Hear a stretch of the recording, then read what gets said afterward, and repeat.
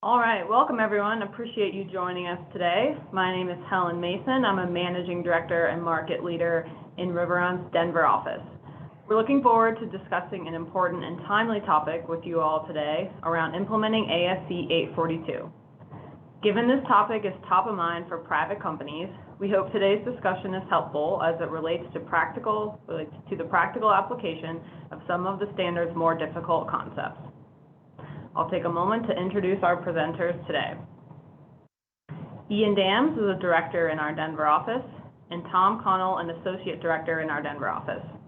As you can see, we've got the Denver crew actually live in office today. We're hoping we don't get any downtown Denver traffic noise. All right, let's start out with a few key reminders. All past webinars can be found on our website, riveron.com. In order to earn CPE credit for your participation today, please remember that you must answer all 4 polling questions. If you have a question during the presentation, please utilize the Zoom Q&A feature. If we are unable to address your question live, we'll do our best to provide an answer via chat or follow up with you once the webinar concludes. A webinar evaluation form and CPE certificate will be emailed to you following the discussion today. Thanks, and let's get started with our first polling question. Where are you in the process of adopting ASC 842? We have already fully adopted and are operating under ASC 842. We have implemented a system but have not fully switched over yet. We're in the process of implementing. We have not started implementing yet. And as we wait for everyone to answer, Tom, what have we seen recently in the private company space on the status of adoption? I think what we're seeing is mostly fairly split down the middle, especially given the announcement late last year that the FASB was considering pushing the date again for private companies. I think we saw some folks disengage from the conversation and focus on other internal initiatives while waiting for the final answer. But given in 2022, this is the year, this has been something we chat with our clients on almost a daily basis. Perfect. All right. So, looks like, a pretty decent split between A, C, and D. Kudos to those who have answered A.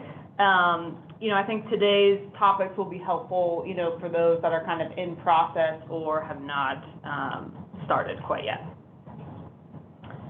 All right, let's do a quick overview of ASC 842 before diving into some of the specific topics regarding discount rates and fair value that we plan to cover today.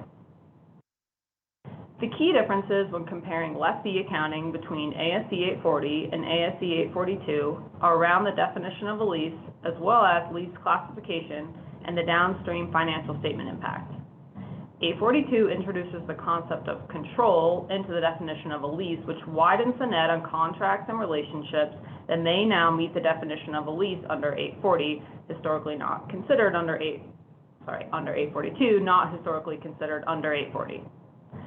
A growing lease population, coupled with the fact that all leases with a term greater than 12 months are on the balance sheet, has changed the way lessees think of lease classification. As mentioned, 842 brings most leases onto the balance sheet for lessees, and although classification is now not the determining factor for balance sheet recognition, there is still a distinction between capital and operating leases. Expense recognition is largely the same as legacy GAAP, with some calculation differences. 842 has also introduced the concept of lease and non-lease components, which adds a layer of data analysis not previously seen under 840. Lease term determination also has some subjectivity with the introduction of the term reasonably certain. We wanted to call out a few of these overarching changes from 840 before jumping into our specific content. Also note that the majority of the information today is focused on lessee accounting, given the lessor model is largely unchanged. The path to adoption can be categorized into 3 main activities: abstract, classify, and record. Although that may seem simple on the surface, each phase of adoption has its own challenges. Some of the primary pain points that companies have encountered are lease discount rate determinations and determining the fair value of certain assets, which are the focus of today's webinar. Let's jump into polling question number 2 before getting into details on today's topic. What is your biggest concern with ASC 842? Determining appropriate discount rates, determining inputs for lease classification, maintaining an effective system, navigating impairment considerations, or other complex topics. While we wait for that to come in, we've seen folks struggle with all 4 adoption activities listed here.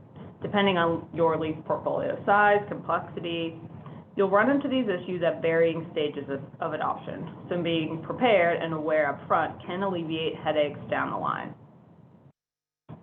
All right, looks like we're seeing C, maintaining an effective system, as well as applying the discount rate. So, let's talk about the effective, system and journal entries for a second. While not a topic we're going to cover today, I will say this is a question and conversation we have quite a bit. Just knowing, implementation of a new standard, is a lift in itself, coupled with, implementing a new system to go along with that can be, more time consuming than I think folks originally understood. So not totally surprised by the answers there. All right, now I'd like to turn it over to Ian to cover lease discount rates in more detail. All right, thanks, Helen, and again, thank you all to all of our attendees today for joining. Again, we're going to start off with a quick discussion here on lease discounts rates. We're going to start by covering the 3 options that a company will have when choosing a discount rate.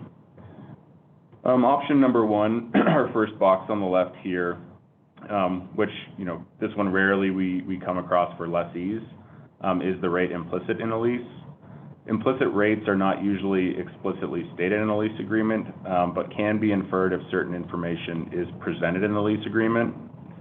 Unfortunately, more often than not, the information necessary to calculate the implicit rate is not going to be shared by the lessor because, such information would disclose how much profit the lessor is making, which, as you can expect, lessors typically aren't going to be willing to share.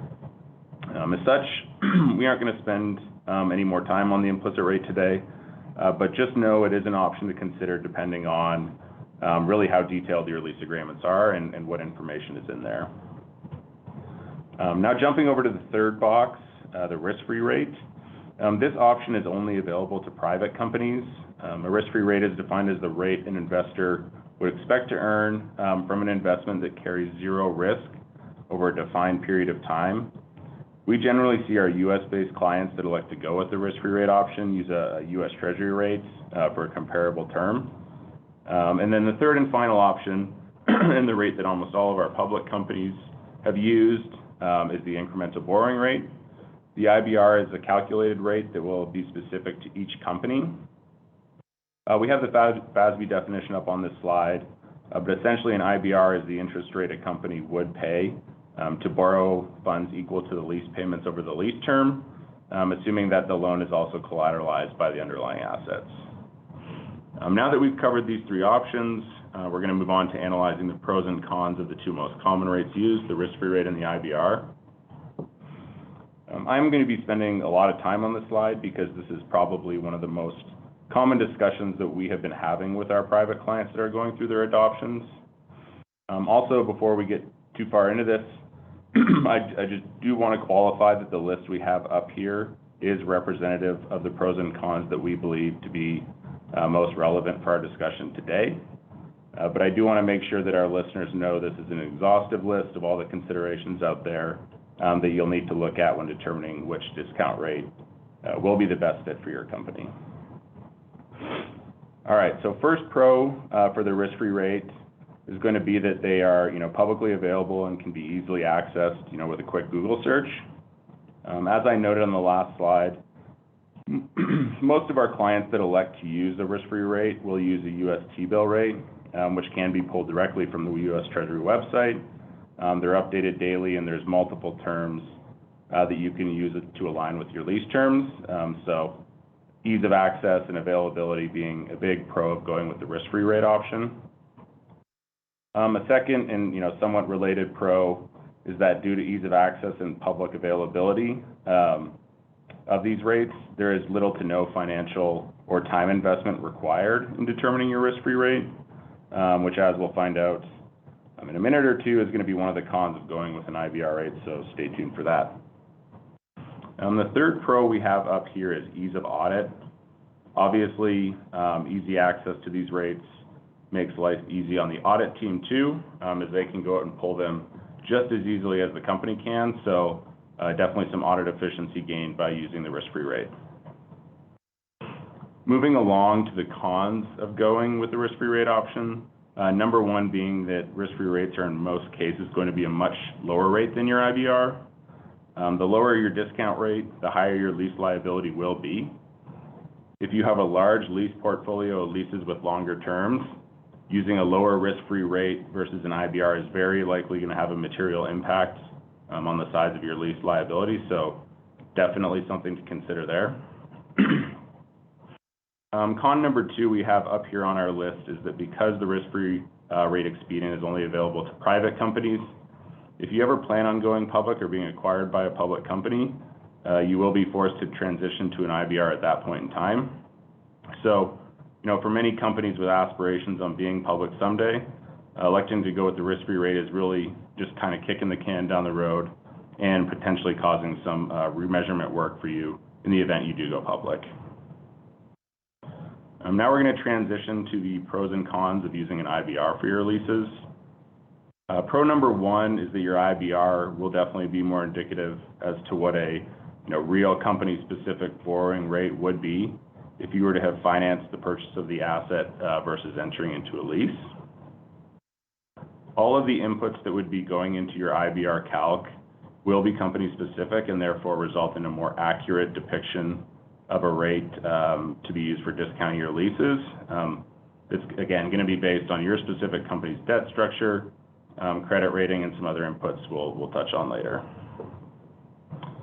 Second pro for the IBR, and we have already touched on this one when we went over the cons for the risk-free rate, but using an IBR to discount your leases will likely result in a much materially lower lease liability balance.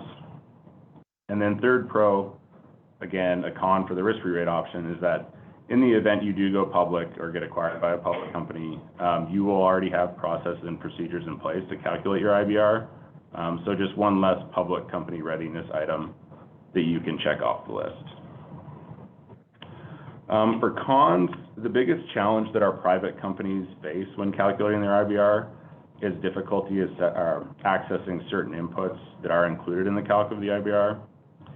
Many of our private clients do not have robust treasury departments, so obtaining key inputs such as credit ratings, yield curves, debt and liquidity ratios, etc., may require engaging a valuation firm or other third-party experts to assist in the IBR calc process, which can be time-consuming and costly. And then on a related note, our second con that we have up here is that, no different from risk-free rate, you will need to be constantly updating your IBR, either quarterly or annually, depending on your reporting requirements. But the IBR calc process typically takes longer because it's more complex, so you have some added expense for each time you need to engage with your external experts, and also an additional complex accounting process to add to your closed list. Okay, to wrap up this section on lease discount rate considerations, I want to quickly cover some of the key questions that you should be asking yourself when considering a risk-free rate versus an IBR. If you're considering using the risk-free rate, you really need to understand what the impacts of using a risk-free rate might be. Some questions to ask yourself, again, do you plan on going public in the future? Do you fully understand the transition requirements if you do eventually go down that path? How large is your lease portfolio? Do you have long-term leases? The lower the discount rate, the larger the lease liability will be, so make sure you're comfortable with this impact.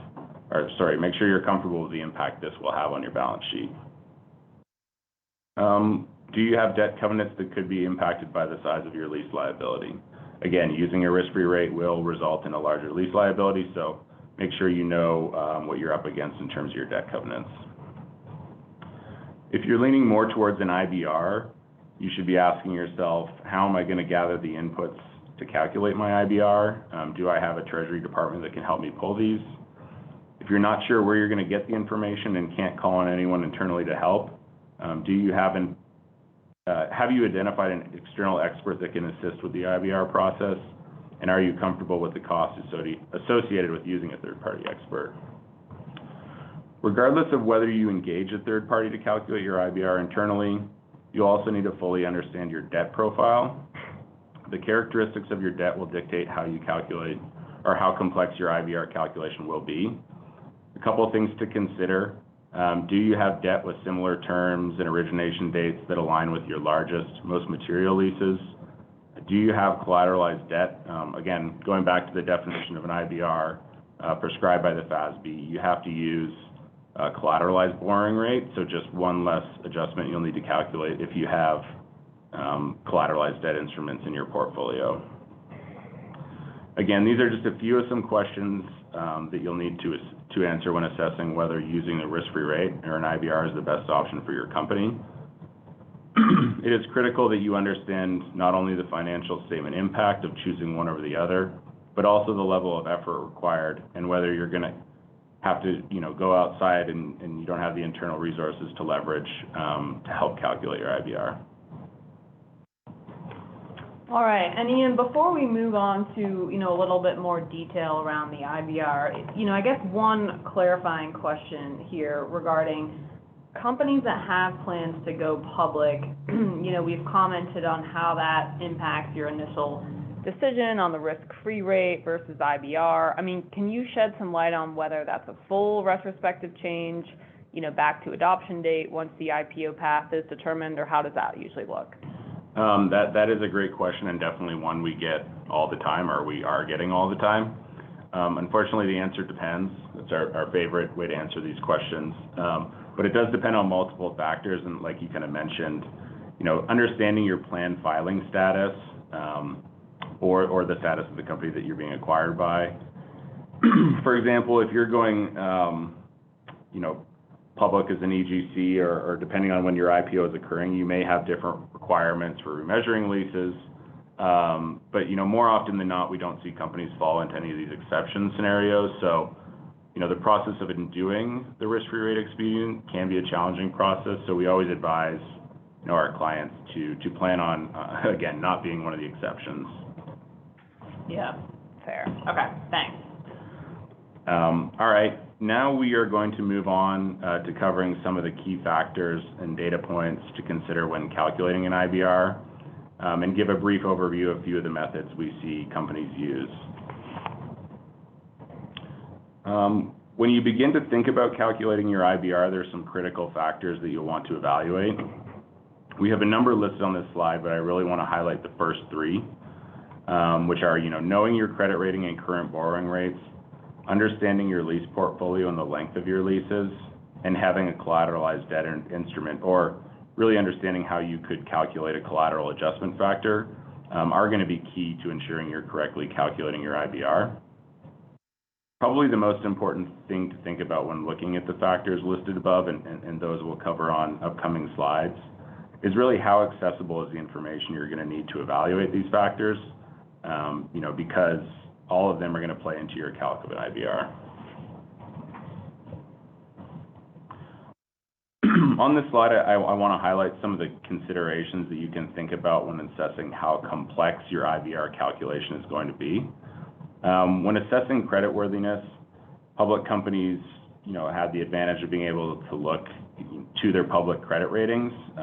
Private companies without treasury departments largely don't have this type of information readily available, and therefore may need to engage a valuation firm to help them calculate their synthetic credit rating.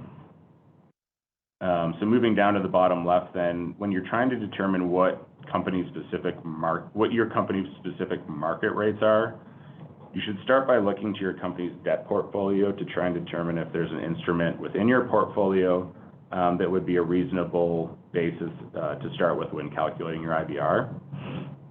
If such instrument doesn't exist, you can look to other public company debt information using tools such as Bloomberg or FactSet, which will allow you to gather comparable kind of corporate debt information, which you can then use as a basis for your IBR.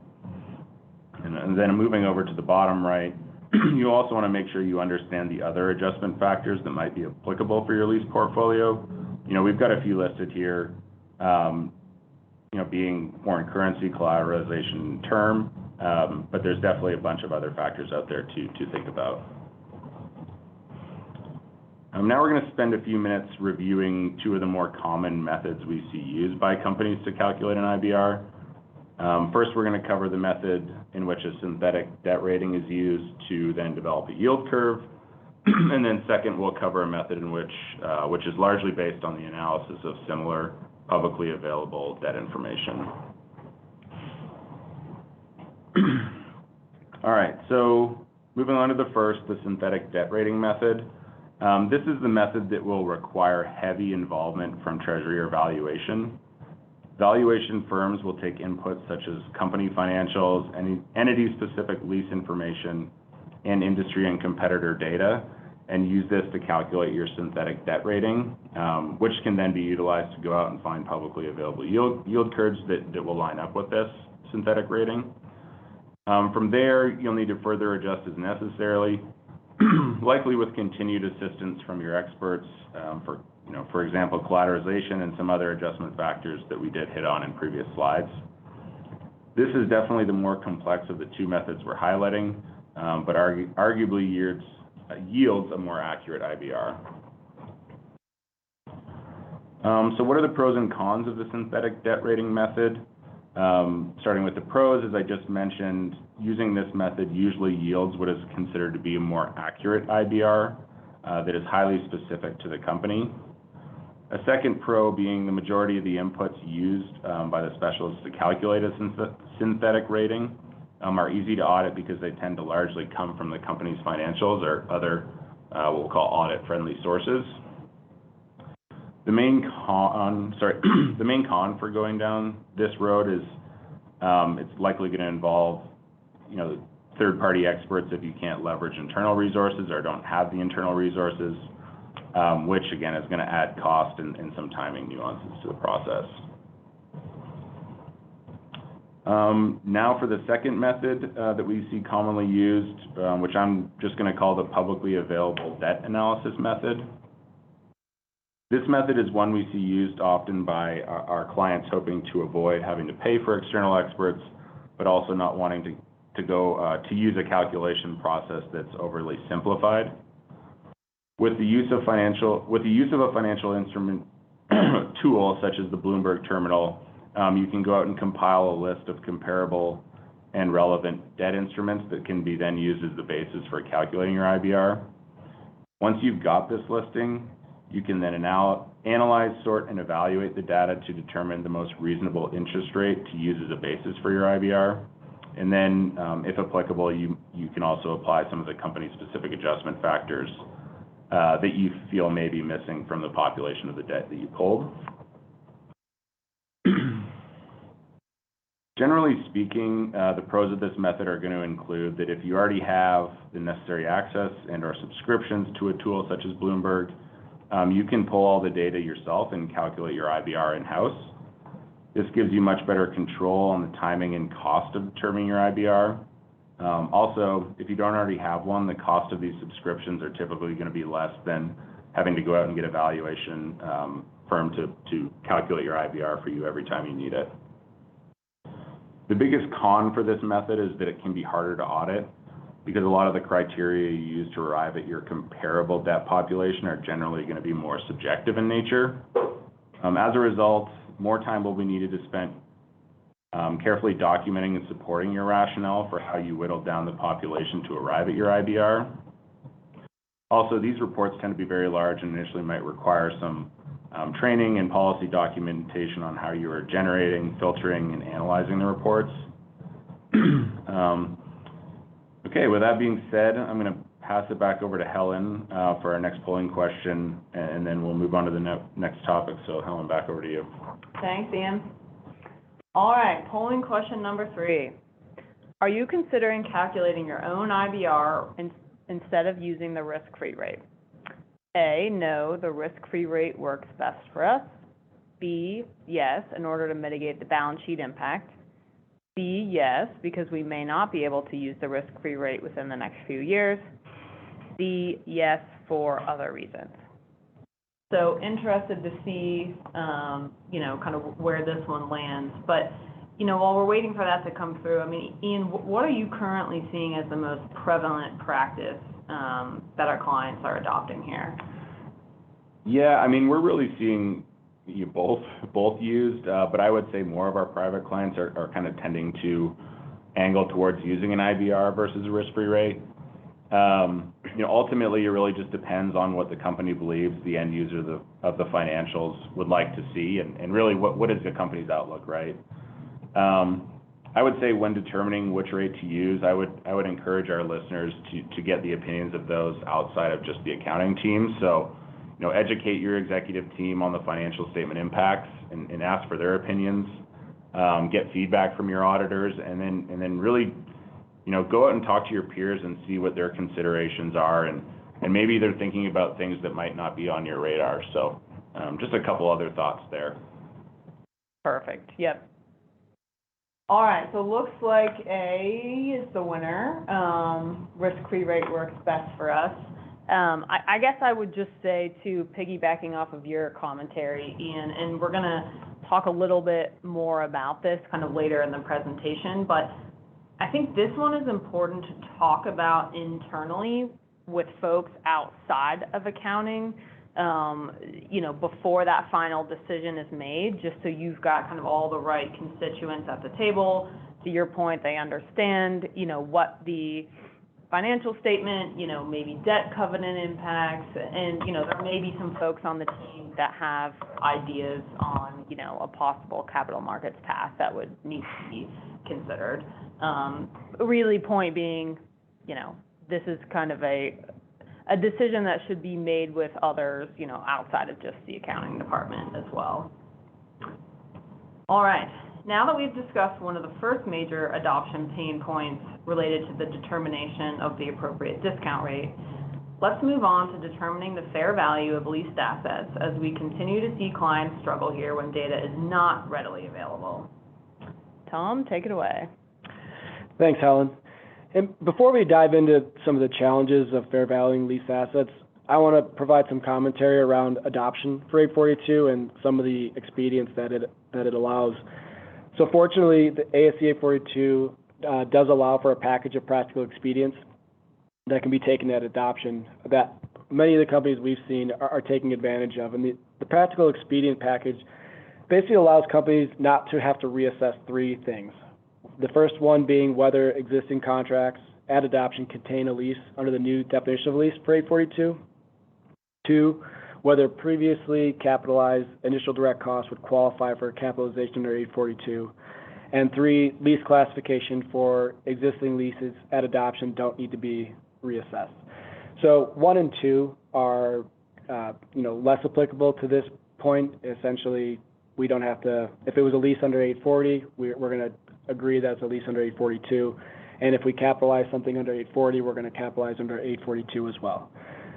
Lease classification is going to tilt more towards this topic of discussion. So not having to reassess that basically allows us to, if we're calling it an operating or a capital lease under 840, we're going to call that a operating or finance lease under 842. And this can provide significant relief to companies trying to adopt 842 by not requiring them to have to go back through each one of their leases and perform some sort of a classification test. One of the main challenges with that is identifying the fair value of that leased asset within the present value test for classification. So while this expedient does provide a great opportunity to alleviate the burden of this adoption, the underlying assumption is that the accounting under 842, in particular classification, was done correctly under 840. So in other words, it doesn't provide the opportunity to paint over past mistakes or past errors. So companies should have some documentation over their 840 lease classification process, and they can provide to auditors to give them some more assurance that the leases have been appropriately classified previously. So in our experience, this has been a challenge, and we end up spending a lot more time and effort in this area when we're looking to elect this expedient than originally had been anticipated. But so something to look for when we're thinking about the adoption process. So, but moving ahead, we can discuss the fair value of lease assets and classification more specifically. So the purpose of identifying the fair value of lease asset is part of the classification process. So after we've determined that a contract is a lease or contains a lease, nearly the same classification tests performed under 840 are performed under 842, including the present value test. So to revisit that, the present value test says, like, does this present value of the sum of all the lease payments and any lease residual value guaranteed not reflected in lease payments equal or exceed substantially all of the underlying asset's fair value? So another thing to point out there, a subtle difference between 840 and 842 is the use of the term substantially all. So 842 replaces 90% of the asset's fair value with substantially all the asset's fair value, which does allow for some room for interpretation. However, in my experience in helping companies implement 842 over the years, most companies simply elect the bright lines, 90% for present value and 75% for useful life, for ease and consistency, and it reduces the burden for documentation of the adoption process for auditors. So, with all that being said, in order to properly classify leases, we need an appropriate fair value of the lease asset to perform this classification test. So the level of effort required to identify a fair value of a lease asset definitely varies by asset. So we're going to go over next some of the examples of different variations of assets that we look to fair value. So when we think about the different kinds of leased assets, we can quickly identify assets that are going to present a greater challenge when trying to determine a fair value. Leased assets like equipment, fleet, printers, they're fairly simple to get a fair value because the lessor might actually have the fair value in the contract, or there's a readily available active open market where we can find out the prices if we were going to purchase these assets outright. When we start thinking about real estate and maybe a really highly specialized piece of equipment or asset, that's where things get to become more of a challenge. And I mean, if we think when companies lease partial floors of an office building, it's often difficult to carve out what the fair value of that space is. I mean, there's different approaches to it, but especially if there's unique characteristics to the space that could either reduce or increase the fair value of that asset. And the same can be said for highly specialized leased assets. With few comparable lease assets to look to, there might be a small number of vendors that actually create or manufacture these assets that, there's not a lot of market data to provide a fair value with. So we have to start thinking ahead when we adopt 842 beyond. Hopefully we're able to adopt the election for practical expedience where we don't have to reassess each one. But at some point we are going to enter into a new building or equipment lease that has a leased asset that might be difficult to fair value. So we want to start thinking ahead and start developing some sort of approaches or methodology to calculating that. So fortunately, ASC 842 does have guidance on this when it comes to assets that are difficult to value. It specifically calls out in those cases in which it is practicable for an entity to determine the fair value of an underlying asset, the lease classification should be determined without consideration of the present value of lease payments criteria. I would say practicable being the operative word in this sentence. It turns out in our experience that auditors believe this scenario is extremely unlikely for most organizations. So at some point there has to be some sort of methodology or approach to determine the fair value of lease assets to perform the present value test. So our 842 implementation experience has provided us with some practical approaches that have been effective in getting auditors approval and sign off. So basically, auditors have to I think we're one slide ahead. So we're going to list here just a couple of approaches and some methodologies, high level of what we can use to get an appropriate valuation for our fair value, for the fair value of our assets.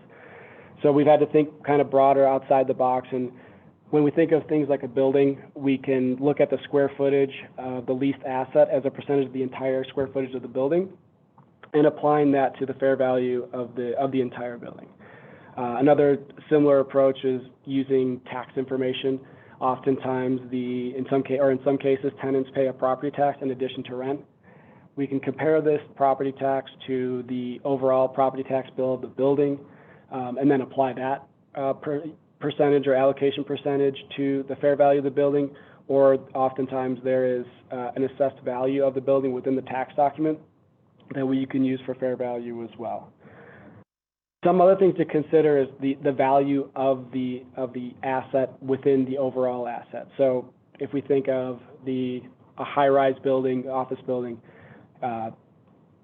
higher floors may call for a higher cost per square foot than lower floors. So perhaps there's an opportunity for some indexing of the value of the square footage. So just taking a straight percentage of the total square footage of the building may not be appropriate, especially if you're on a lower floor or on a higher floor, can kind of skew those values. So having some sort of an index or some assumptions built around that would be helpful as well. And a simple internet search for this type of information is actually relatively available. There's a number of vendors that aggregate and summarize large amounts of real estate data that we can leverage for the fair value calculation. So let's walk through a quick example of calculating the fair value of some of these more challenging assets and what that can look like. So the fact pattern for this particular example is as follows. The 10th floor, we're going to have this lease space is a 10th floor of a 15th floor building. It's graded as a Class A or indexed as a Class A office space, and the building's fair value is $58 million. Again, the building is a Class A office space, which factors into why it's $58 million. It's compared to other buildings in the area. We have that Class A classification because of its proximity to a train station and other transportation for people to access the building. The specific square footage of the leased space is 3,000 feet out of a total of 55,000 square feet of the building, giving us a 5.5 pro rata allocation of the total square footage. But we've also added an index for like the quality of the space. So in this case, the floors does not have windows on all sides, so we're going to give it a less than 1 index to decrease the value. So our total fair value is going to be the $58 million fair value of the overall building, times the 0.055 or 5.5% of the square footage that we're taking up, and then times the 0.9, which is that decrease in value just related to the quality of the space in comparison to other offices, gives us a fair value of $2.8 million or $2.871 million for this particular asset. I think the key takeaway to this slide and to this, going through this process is everything here is essentially auditable. It kind of shows a clear path for auditors where we started, what assumptions we're making. Of course, we're going to want to reference the sources for, if we pulled the index from some sort of third party or real estate data, we'll want to use that as well. But overall, providing this together, this level of analysis indicates that to the auditors, we've done our due diligence, we've made a good faith effort to calculate the fair value and that helps drive our lease classification. So one final thing I'd like to cover in today's presentation is the general importance of getting the fair value of leased assets correct. So as we've talked about, the fair value is not the end-all be-all. It's a piece to the puzzle to getting our lease classification. And the benefits of getting the proper lease classification, the first time is no audit surprises, which could lead to overages and additional allocation of time and resources. And of course, better lease versus buy analysis. So just basically, better data, better accounting, all that quality is going to be more beneficial for everyone. Issues with misclassification, this kind of becomes a question of, what are we driving towards? What's the company's enterprise goals? Quick refresher, as Helen mentioned earlier, a finance lease is going to hit the interest expense and depreciation in kind of a front-loaded expense pattern, where operating leases are going to be a straight line expense pattern, hit a different part of the P&L. This can impact downstream financial metrics, but we could have EBITDA impacts, debt covenant impacts, and just end up in some unfavorable accounting conclusions just based on where things fall. But at the end of the day, the fair value is the fair value. It's not something we're trying to game the standard on. We just want to make sure we're thinking through our approach to getting there and helping, as part of the adoption process and the auditors getting comfortable with the information that we have. Awesome. Thanks, Tom. That's super insightful and highlights some of the complexity and data points required around fair value determinations.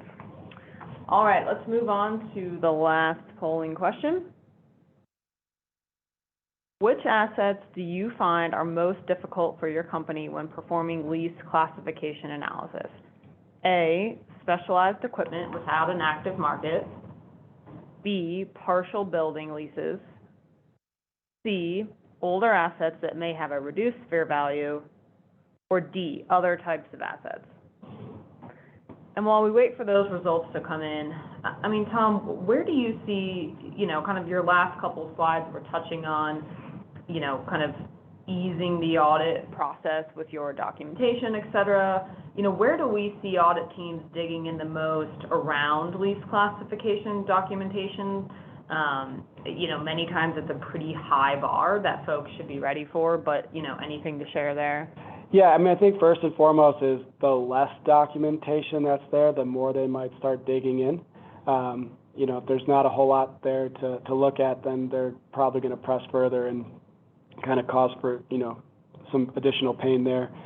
But I think you mentioned it earlier, anything where there's not a readily available or coded active market source, that's where auditors are going to start looking into underlying assumptions. And what we tried to bring to light today in this webinar is what kind of assumptions can we start building into our analysis that are ultimately auditable, and what we can see and provide like a logical path, a reasonable path, or why our analysis came to this and why we think this is appropriate. Yeah. All right. So looks like, pretty well split with the building leases and specialized equipment, coming in just ahead. And look, I think any equipment that does not have an active market, that has been, frankly, a documentation negotiation in most instances that we've been a part of. But I think, there's ways to get creative, and as long as you're kind of bringing auditors along in your thought process, for the most part, folks can work through that fairly easily. Yeah. I would just to add on to that, this is not solely an accounting department function, right? So the individuals that are procuring these assets, either if you have a real estate department or a specialist that's identifying the equipment that they're going to be leasing, they're probably going to have some expertise in some kind of inside knowledge, just why, what they think is a fair price for leasing it, and definitely pull them in and, document or consult with them to ensure we're getting the highest quality of information possible. I mean, if you have the person there, I definitely say utilize them versus, doing internet search to try to figure it out on your own. But yeah, leasing is kind of a cross-functional task amongst most of our clients. Yes, I think folks probably don't have a full appreciation for that until they get into it.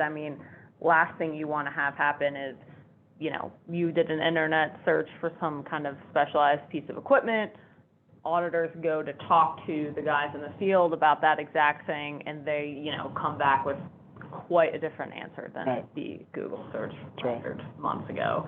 So, good point, and we brought this up a little bit before. other departments, don't want to be part of the adoption of a new accounting standard, but this is one where I think it's imperative, to do, one, just some education, of your executive team and other leaders of just what this means, what the changes are going to be, and really get folks buy-in on some of these major decisions, like IBR, just those types of things, so that once it's all said and done, hopefully you can avoid too many big surprises. Likely unavoidable, but you can do your best. All right, we have had a few questions come in, so let's spend a little bit of time here in Q&A. So one, is there a software vendor that calculates the IBR? Not off the top of my head. We've worked with many of these to date. I would just say, those tools were very much built to kind of house, the appropriate lease data under 842, calculate those journal entries, resulting in the balance sheet adjustments. I would not think that is something that, would be coupled with one of those softwares. I think there's, valuation firms, et cetera, folks that are probably a little bit better suited for that calculation. Again, kind of just our experience there. All right, another question. So for the present value test within the lease classification calculation, is it best practice to use the same discount rate you're using for the balance sheet, asset and liability calculations? Valid question. Ian, do you want to take this one? Yeah, that is a good question.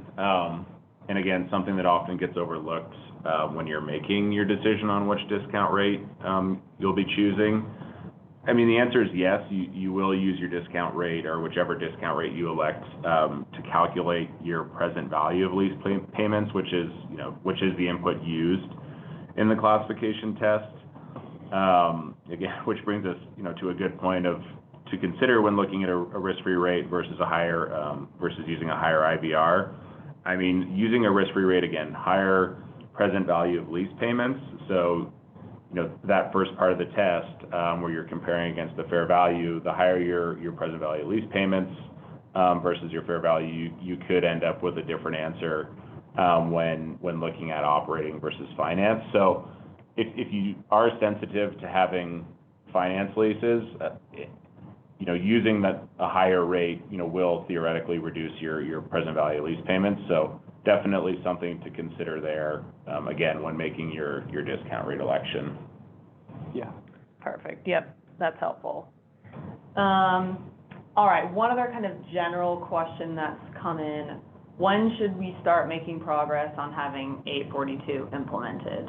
1/1/22 is the date. So I think, internally, it really, the major concern is around the availability of resources. A lot of the conversations that we've had, not even 842 specific recently, are around turnover and new folks and just, companies are growing with, frankly, less resources than have been available in the past. And so sometimes it's tough, frankly, from just a day-to-day perspective. And so when you're now kind of talking about, layering in the adoption of a new lease standard, I think getting ahead of it is really critical. Getting buy-in, like we said, from folks in other departments, because I think there's just an element of really having them play nice and understand the timeline and getting folks data, when they need it. I think, if you are considering engaging a third-party advisor, start those conversations soon. Again, kind of just going back to resources and availability, just so you can kind of map out your timeline internally appropriately. All right, another question, which is a good one. have we seen any sensitivity around not having any capital leases previously under ASC 40, but landing on a financing lease classification for that same leased asset under ASC 842? This is a good question because we've seen this quite a bit in practice. In reality, it does cause concern for the audit team when this happens. Tom, what has your experience here been? Yeah, so I think this kind of goes back to what we talked about earlier, the practical expedient, and whether we're actually able to use that package and not to have to reassess. Again, first point being is it assumes that everything was done correctly in the first place. And that's where, you know, there is definitely some sensitivity around, like, we're not just going to be able to paint over past errors. So, Yeah. You know, I guess I have definitely seen where things were just sort of pushed across the desk of, okay, we're going to do operating lease, mainly because of the balance sheet impact, not wanting to have that under 840. Now that's not really, an option. If we meet the definition of a lease, we are going to be hitting the balance sheet. I think perhaps a little bit more thought's going to be given to it. But it's definitely been a thing and definitely caused for concern to some of our clients, realizing that they've either been doing something incorrectly or having to, I wouldn't say it goes so far as to restate, but change processes going forward and, build into, and I think Ian touched on it for part of their close process, looking at the different leases they've entered into in a given month or a given period. Yeah, that's fair. And look, in reality, you do almost have to revisit certain, decisions or outcomes from ASC 840 when you're adopting 842, and, nobody wants to go back and reanalyze or audit the past. But I think if that is becoming a theme as you're adopting 842, likely just kind of get out in front of that with the audit team, kind of sit down and talk about, look, there are some changes to 842 which could correctly get you to a financing lease under 840, 842, but, so many of these things are just very kind of specific to the lease. So, kind of diving in as that happens. All right. If you did not get your question in or we did not get a chance to answer it, please feel free to send that along and we can always get to you after the webinar. All right. So thank you everyone for joining us today. I appreciate you spending some time with us. A recording of the webinar will be uploaded to our website, riveron.com. There you can also find some other insights listed showcasing additional topics on ASC 842 adoption, as well as other technical accounting matters. Please don't hesitate to reach out. You can always contact us on our website, and have a great rest of your Thursday. Again, thanks everybody.